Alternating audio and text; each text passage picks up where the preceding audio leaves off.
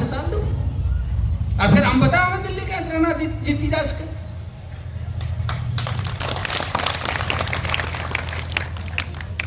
हर चीज के बारे में आप चिंतन मंथन करो।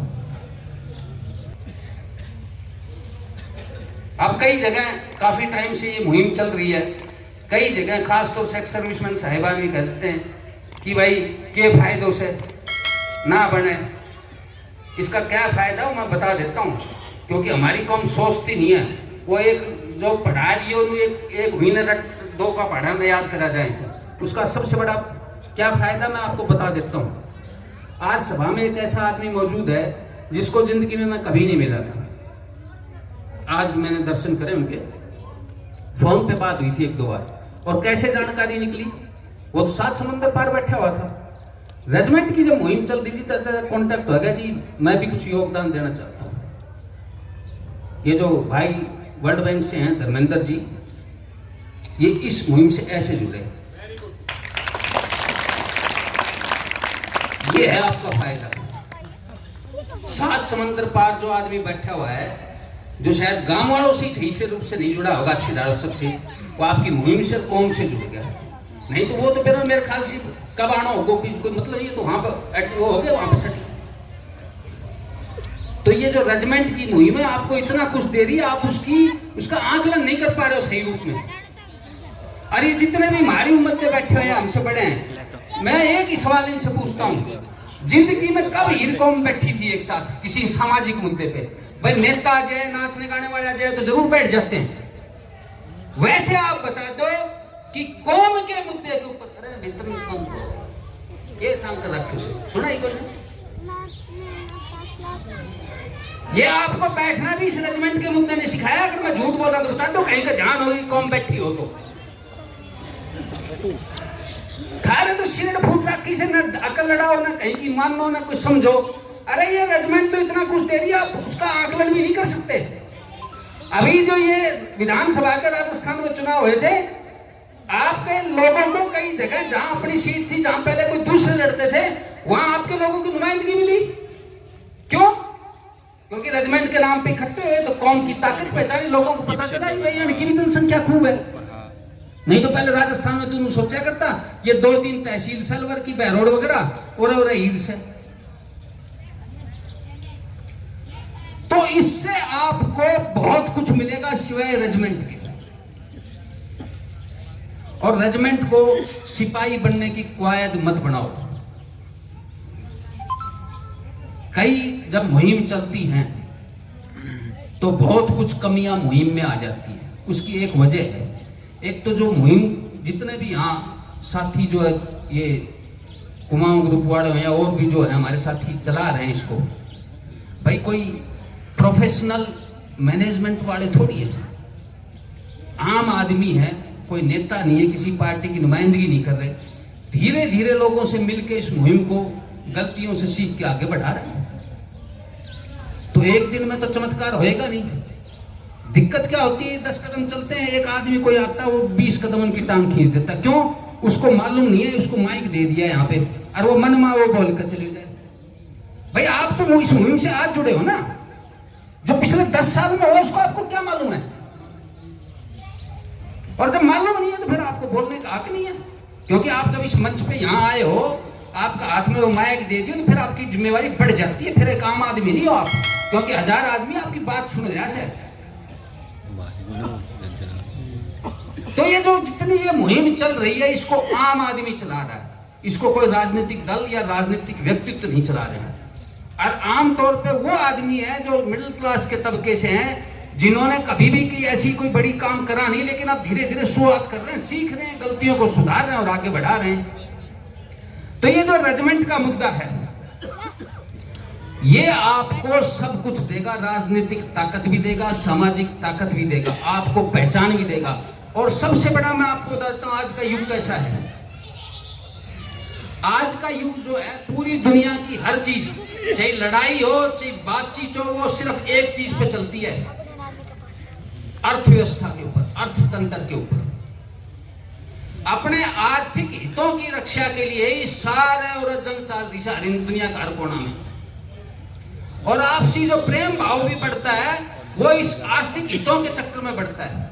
आज इंडिया जो है कहते हैं चौथी पांचवी इकोनॉमी बन गई है, तो आपकी पहचान भी बढ़ेगी ना।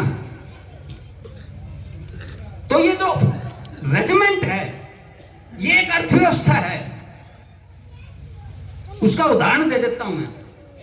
एक पहाड़ी क्षेत्र है डोगराओं का, हिमाचल जम्मू का ये पूरा एरिया, खेत भी सीढ़ी नुमा होसे ना जितना ही होसे कि खाले बड़ी मुश्किल है, क्योंकि पहाड़ी क्षेत्र है। लेकिन उनकी अर्थव्यवस्था आपसे हमसे मजबूत है। क्यों? उनके पास फौज में हिस्सेदारी तो इतनी बड़ी है, और जो उनकी आबादी है वो इतनी सी है। हमारे साथ उल्टा है, हमारी आबादी इतनी बड़ी सर, हिस्सेदारी इतनी से। उनकी कुल आबादी 50 लाख भी कोन्या, मर्द वीर बालक सारे मिलाकर। लेकिन फौज में हिस्सेदारी आप सुनो, ऊपर से शुरू करता हूं। जेके लाइट इन्फेंट्री में हिस्सेदारी है, जेके राइफल्स में हिस्सेदारी है, Dogra regiment, Dogra scout, Punjab regiment में 50% की हिस्सेदारी, आर्मड में बहुत बड़ी हिस्सेदारी, आर्टिलरी में बहुत बड़ी हिस्सेदारी, इंजीनियरिंग ग्रुप में हिस्सेदारी। तो उनके लिए रेजिमेंट सिपाही बनने की कवायद नहीं है, उनकी अर्थव्यवस्था है, उनकी रीढ़ की हड्डी है।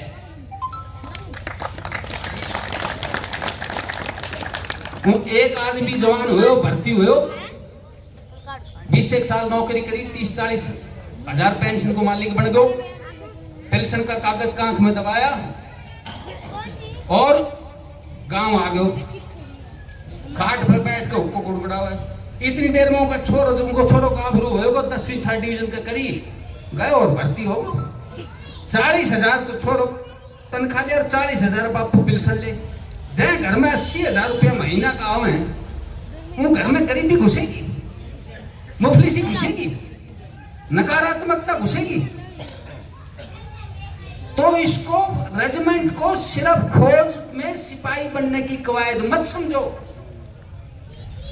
ये एक इकोनॉमी है, एक अर्थव्यवस्था है, और इस अर्थव्यवस्था में इस हिंदुस्तान की जितनी मजबूत कौमें हैं उनकी हिस्सेदारी सिवाय आपके। जाटों के पास जाट रेजिमेंट है, राजपूतों की राजपूत रेजिमेंट है, मराठाओं के पास मराठा रेजिमेंट है, सिखों के पास सिख रेजिमेंट है। और ये जो चारों कौमें हैं ये शुरू से ही आपने देखा हुआ इनका राज रहा है। जमीनें इनके पास आपसे ज्यादा है, राजनीतिक ताकत आपसे ज्यादा है, और जितनी भी चीजों में इनकी हिस्सेदारी आपसे ज्यादा है। तो ये बेवकूफ है जो रेजिमेंट छोड़ क्यों नहीं देते। अगर इनको लगे कि रेजिमेंट का कोई अहमियत नहीं है तो ये सारी कौमें छोड़ देंगी। और थार करे किमी भी कोन्या, और फिर भी कई खाकड़ काम में कहते हमने ना चाहिए, हमने ना चाहिए। अच्छा कई बहाने बनाओ से, भाई तो बालक भर्ती ना होना चाहे, भाई बेरो ने मारी फूट रही से, थारी फूट रही से। हम तो सुबह सुबह काम में मजा से सड़क किनारे गर्मिया में बालक उगाने पाओ, खूब दौड़ लगाता हो घूमने से, फिर वह क्या खातर दौड़ लगा रहा से। यहाँ जब रेवाड़ी में जब भर्ती होती है, दादरी में भर्ती होती है, जब जाकर देखो कितनी टोल इकट्ठी होती है ऐसे। अरे मुंह के किन्हीं बोलना के पहले अकल ने तो इस्तेमाल कर लिया करो। इस अर्थव्यवस्था का हिस्सा बनने के लिए और गांव देहात के आम आदमी को ताकत देने के लिए और ऊपर उठने की एक सीढ़ी दिखाने के लिए ये रेजिमेंट है। कई लोग कहेंगे 21वीं सदी में आईएएस बनाओ, आईपीएस बनाओ, डॉक्टर बनाओ, इंजीनियर बनाओ, वर्ल्ड बैंक में भेज दो। भेज देना, कौन रोक के सकता? क्या रेजिमेंट में हम ये कहते हैं कि सिर्फ रेजिमेंट में जाओ और आईएएस आईपीएस ना बढ़ो, इंजीनियर डॉक्टर ना बढ़ो। पर आप देखो कि हर बालक इतनी काबिलियत रखता है कि आईएएस आईपीएस बन जाए, या हर माँ बाप के पास में क्या इतने साधन संसाधन है कि अपने बच्चे को इसकी तरफ भेज सके। भाई जो गांव में बैठे हो उसे 1.5 किलो से मुश्किल से जो गुजारो मुश्किल कर रहे उसे, जगह बालक में इतनी काबिलियत नहीं है, उसको इतना मौका नहीं मिल रहा है, उसके पास साधन संसाधन नहीं कि 10-20 लाख रुपया फूक के कि इंजीनियर बनवाते या सीए बनाते, तो बालक ने भी तो मौका देगा कि नहीं आगे बढ़ने को।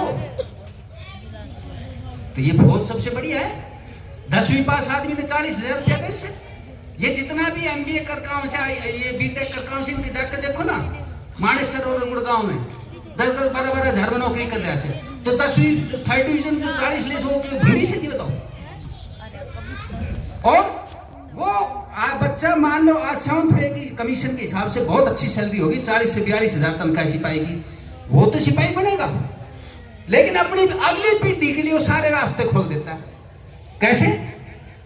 इस देश के अंदर करीब 250-300 ऐसी संस्थाएं हैं जिनको फॉर डिफेंस चलाती है। ये करीब 32-33 सैनिक स्कूल हैं, 5 मिलिट्री स्कूल और army public school, navy public school, air force school, दुनिया भर के स्कूल। इन स्कूलों में फौज के जवान जेसीओ के बच्चों को तकरीबन मुफ्त या बड़ी सब्सिडाइज्ड रेट्स के ऊपर एजुकेशन मिलती है। और ये आला इंस्टीट्यूट्स हैं। अगर दूसरे इन्हीं की टक्कर के इंस्टीट्यूट्स में बच्चों को आप पढ़ाने जाओ तो महीने की तो 5-5 लाख रुपए तक वो है फीस। या आपके दून स्कूल हो गया, शेरवुड हो गया, आपका मेयो कॉलेज हो गया, सिंधिया स्कूल हो गया, हम अपने बच्चों को नहीं पढ़ा सकते, लेकिन आप अपने बच्चों की नाला इंस्टीट्यूट्स में, मिलिट्री सैनिक स्कूल में भेज सकते हो ना। और मैं कोई सुनी सुनाई कहानी नहीं बोल आपको। मेरे भाई तो 16 साल नौकरी करी, उनकी छोरी डगसाई में पढ़ाई। डगसाई डिफेंस वालों के लिए है, अरवा छोरी आज कैप्टन से आदमी। तो एक पीढ़ी सिपाही बनेगी, लेकिन अगली पीढ़ी के लिए आगे बढ़ने के सारे दरवाजे खुल जाएंगे। पर मारो तो आदमी बेरो ना के का मां को ना आयोडो से ना तो सुने ना समझे, और बस गुत्थम गुत्था होने खाते तैयार बैठे। और मेरे को हमारे को किसी चीज, देखो जिसके जीवन में समस्याएं नहीं है इसका मतलब वो सारा मरा हुआ है। जब बाहर कबड्डी खेल लोगा कि नहीं करोगा, जब भी तो समस्याएं आएंगी। तो मेरी तो आप सबसे एक गुजारिश है, भाई हर आदमी आपको ना ले सके, सरदारी ना कर सके। सरदारी में तो कई बार अपनों घर भी भूखना पड़ा है। अगर आज्ञा लेने के काबिल नहीं बन सकते तो पश्चाताप जाओ, गैल तो चालू सीख लो। पर मारा खाकड़ ऐसा से आज्ञा ल्यू नहीं और पाछा ने होंगे नहीं। में बेरो नहीं क्या मतलब भाई, एक चीज सीख लो, अधर्म मत रहो। के तो आगो ले लो और के मारे पाछे चाल दो, और फिर हम बताओगे दिल्ली के अंदर जीती जा सके।